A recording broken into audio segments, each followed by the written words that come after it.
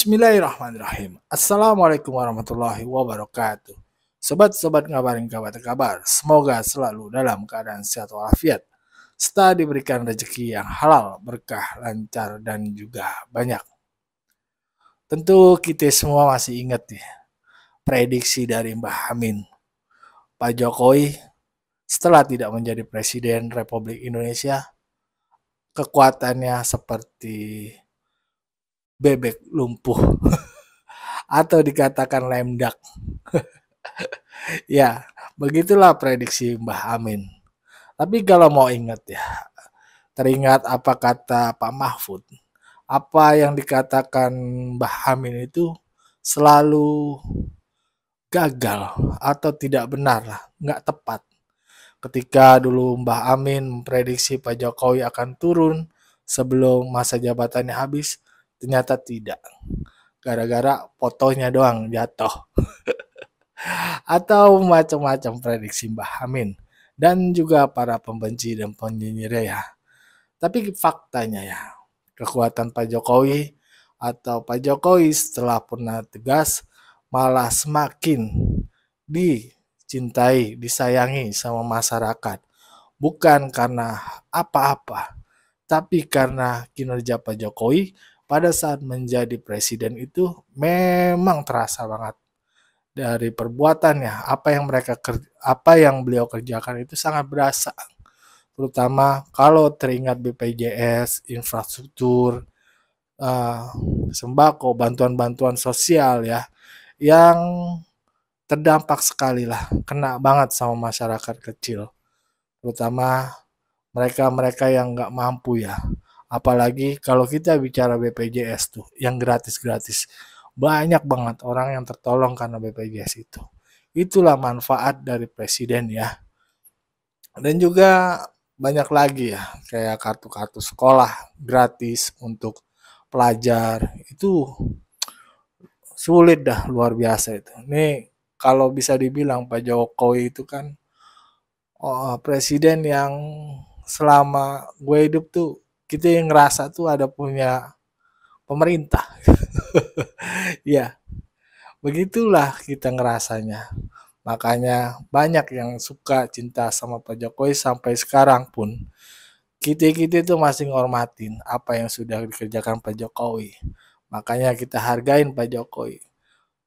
Dan tentu saja prediksi Mbah Amin itu gatot atau gagal total.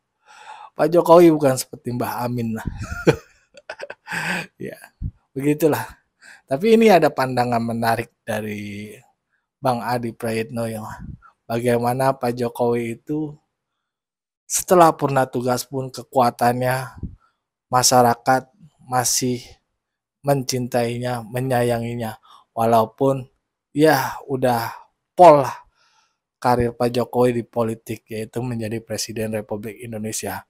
Tapi kalau kita ngikutin apa sepak terjang Pak Jokowi itu masih suka ngebantu masyarakat ya, terutama orang yang bisnis. Kemarin beliau itu membantu para pengusaha alpukat dan lain-lain ya untuk dikirim ke Uni Emirat Arab. Itu kan luar biasa. Jadi apa yang dilakukan Pak Jokowi itu ya begitulah seharusnya sebagai pemimpin. Pada saat beliau bekerja sebagai Presiden Republik Indonesia pun nggak ada batas. Istana tuh seperti milik rakyat. Dibuka, luar biasa. Tapi ya begitulah. Presiden sebaik itu masih aja terus dihajar sana-sini. Nah, ini ada pandangan menarik dari Bung Ade ya. Kita langsung simak saja bersama videonya. Bukan Bang Ade, Bang Adi Prayitno. Bagaimana pandangan Bang Adi Prayitno tentang Pak Jokowi yang sangat istimewa di mata Pak Prabowo? Let's go. Alias kuliah 7 menit, ya plus-plus lah, lebih sedikit. Saya agak sedikit tertarik untuk bicara tentang bagaimana posisi Pak Jokowi yang kelihatan sangat istimewa di pemerintahan Pak Prabowo kali ini. Kenapa istimewa? Saya kira memang indikasinya cukup banyak. Misalnya ketika sehari 2 hari ini kan kita menyaksikan betapa misalnya Pak Hashim bertemu dengan Pak Jokowi di Solo. Secara politik ini kan bisa dimaknai bahwa Pak Hashim itu adalah dianggap sebagai representasi dari kubu pemerintah, dan beliau juga adalah posisinya sebagai adiknya Pak Prabowo Subianto. Pastinya ini kan menempatkan posisi Pak Jokowi sebagai mantan presiden adalah sebagai sosok yang sangat istimewa. Jadi tidak mengherankan kalau kemudian pertemuan Pak Hashim dengan Pak Jokowi ini dikaitkan dengan soal kemungkinan apa saja yang kira-kira bisa disinergikan, pikiran-pikiran dari Pak Jokowi, masukan-masukan dari Pak Jokowi, feedback-feedback dari Pak Jokowi untuk pemerintahan Pak Prabowo di masa-masa yang akan datang. Tentu bagaimana misalnya sebagai upaya untuk menumbuhkan ekonomi bisa mencapai 8%, termasuk juga misalnya soal bagaimana supaya akses terhadap pekerjaan itu semakin bertambah, kemiskinan, kemudian pengangguran itu bisa dikurangi. Karena kan tak lama setelah itu ya, setelah Jokowi bertemu dengan Pak Hashim, Pak Prabowo Subianto di istana mengundang sejumlah konglomerat penting di negara kita bicara tentang bagaimana misalnya soal pertumbuhan ekonomi dan pembukaan akses terhadap lapangan pekerjaan. Jadi ini adalah satu peristiwa politik yang tidak bisa dibantah bahwa sebenarnya dalam konteks ini pertemuan Pak Hashim dengan Pak Jokowi dianggap sebagai pertemuan kubu pemerintah, yaitu dalam hal ini adalah Pak Hashim dengan Pak Jokowi sebagai mantan Presiden Republik Indonesia. Jadi tidak mengherankan kalau kemudian publik tanpa henti mengatakan di pemerintahan kali ini Pak Jokowi itu memang posisinya sangat istimewa. Pak Jokowi terus menyala karena selalu didatangi oleh pihak-pihak pemerintah sekedar silaturahmi dan bertukar pikiran bagaimana membangun Indonesia di masa-masa yang akan datang. Itu indikasi yang pertama. Sebelumnya juga kita misalnya melihat bagaimana sejumlah menterinya Pak Jokowi begitu intensif, begitu aktif berkomunikasi dengan Jokowi, bukan hanya datang ke Solo tapi juga sering melakukan video call.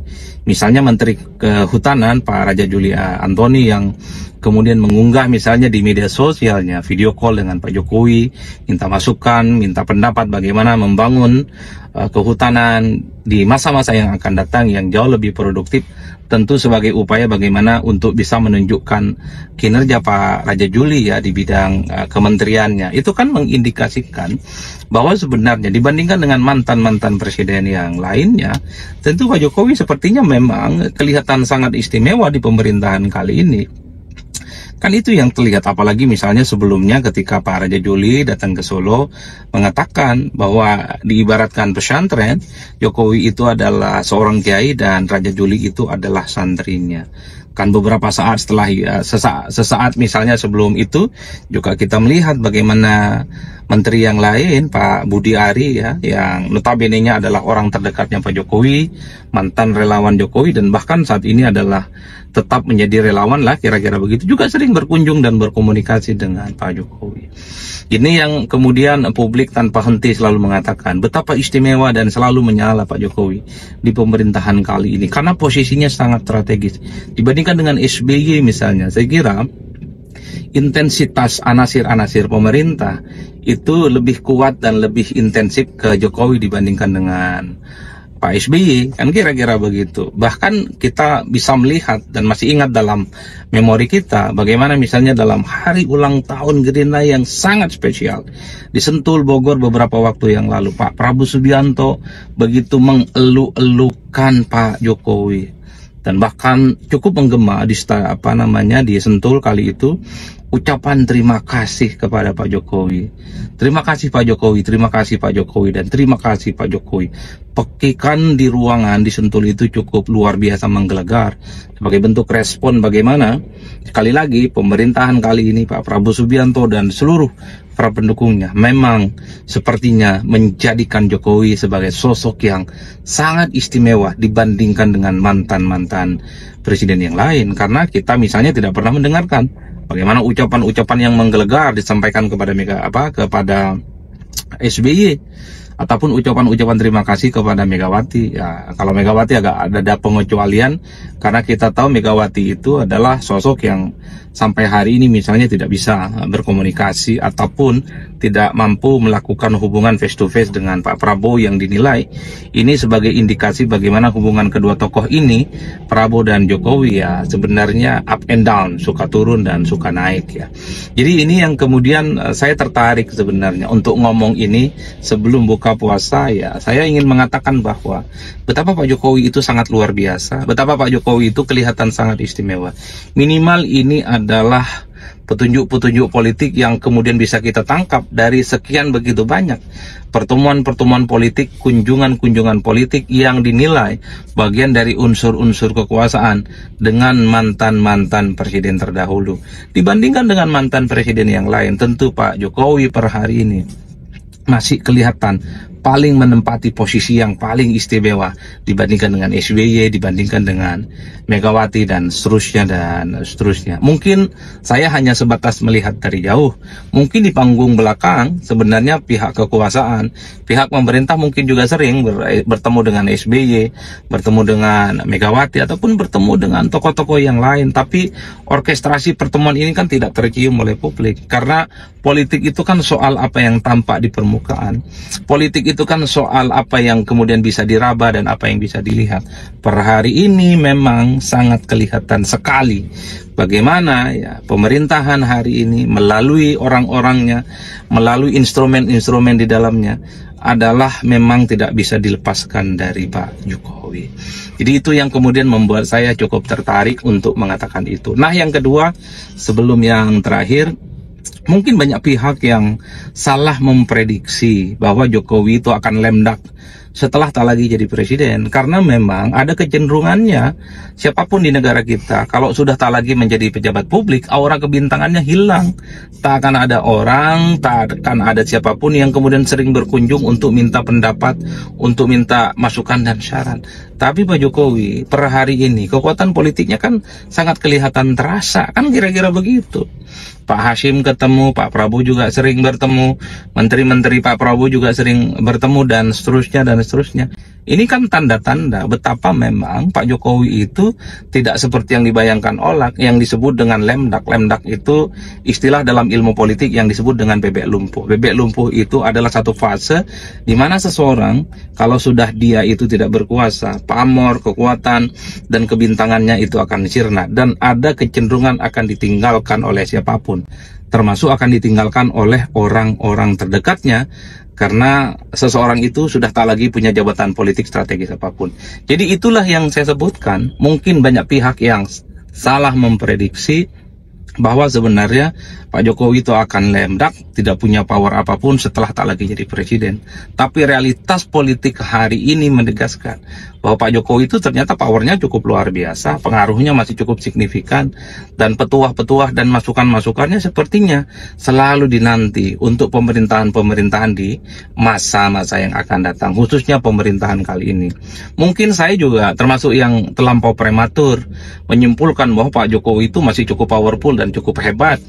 Tapi minimal setelah Jokowi tak lagi jadi presiden, anggap dari Oktober, November, Desember, Januari, Februari, dan Maret, ini sudah 6 bulan, masih sangat kelihatan sekali posisi Pak Jokowi itu ya minimal ya, dari gestur politik yang kemudian terlihat, misalnya dari kunjungan-kunjungan dari kubu pemerintah, itu kan mengindikasikan bahwa Pak Jokowi masih cukup kuat, pendapat, pengalaman, dan petuah-petuahnya sepertinya masih dirasa penting untuk bagaimana membuat kebijakan-kebijakan strategis di masa-masa yang akan datang. Sekali lagi mungkin saya prematur berkesimpulan semacam itu, karena kata orang ini tinggal nunggu waktu. Sebenarnya siapapun di negara ini yang jadi presiden tinggal nunggu waktu, bagaimana ke depan posisinya tidak akan sekuat dan tidak akan sepenting seperti ketika menjabat sebagai presiden. Baru 6 bulan Jokowi tak lagi presiden, sangat kelihatan masih kekuatannya terjadi di mana-mana. Tinggal kita tunggu apakah kalau sudah setahun tak jadi presiden, apakah kalau sudah 2 tahun tak jadi presiden, aura dan pamor Pak Jokowi itu akan sirna, ataukah tetap kuat seperti sekarang, di mana minimal orang melihat begitu banyak intensitas pertemuan-pertemuan yang dilakukan oleh kubu pemerintah untuk selalu bertemu dengan Pak Jokowi, untuk selalu minta pendapat-pendapat penting dengan Pak Jokowi. Karena sekali lagi dibandingkan dengan SBY, apalagi Megawati, rasa-rasanya ya kubu pemerintah per hari ini intensitas silaturahmi, pertemuan, minta pendapatnya jauh lebih sering bertemu dengan Jokowi dibandingkan dengan yang lain. Ya, begitulah sobat-sobat tadi pandangan Bang Adi Praitno ya terkait Pak Jokowi kok mantep bener ya. Kekuatan politiknya masih kuat lah dan diistimewakan oleh pemerintahan Prabowo. Ya gampang sih jawabnya ya. Karena beliau itu orang baik. Jujur, kerjanya kerja keras, kerjanya beneran, kagak main-main. Dari 2000 berapa ya? 14 sampai 2024 Pak Jokowi kan kerja ngalor ngidul aja ke sana kemari ketemuin masyarakat ngecek bener nggak tuh menteri-menterinya pada kerja daerah pada kerja itu Pak Jokowi yang punya tambang gitu diambil-ambilin yang aslinya dari para asing diambilin. Nah itu jujur kerjanya kerja keras. Bahkan Pak Jokowi jarang sekali terdengar sakit. Gimana luar biasa. Kalau cerita orang-orang terdekatnya kan ibadahnya beliau tuh rajin. Puasanya rajin Senin Kamis tuh coba. Kalau udah begitu ditambah jujurnya, kerjanya kerja kerasnya. Aduh, mantap.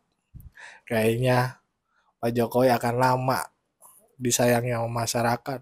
Mungkin bisa jadi kayak Pak Karno, Pak Harto, ya kan. Banyak sebagian masyarakat kita juga tetap menyayangi para presiden mantan-mantan presiden kita ya. Ya, bagaimana menurut pandangan sobat-sobat? Berikan pendapat di kolom komentar. Wassalamualaikum warahmatullahi wabarakatuh.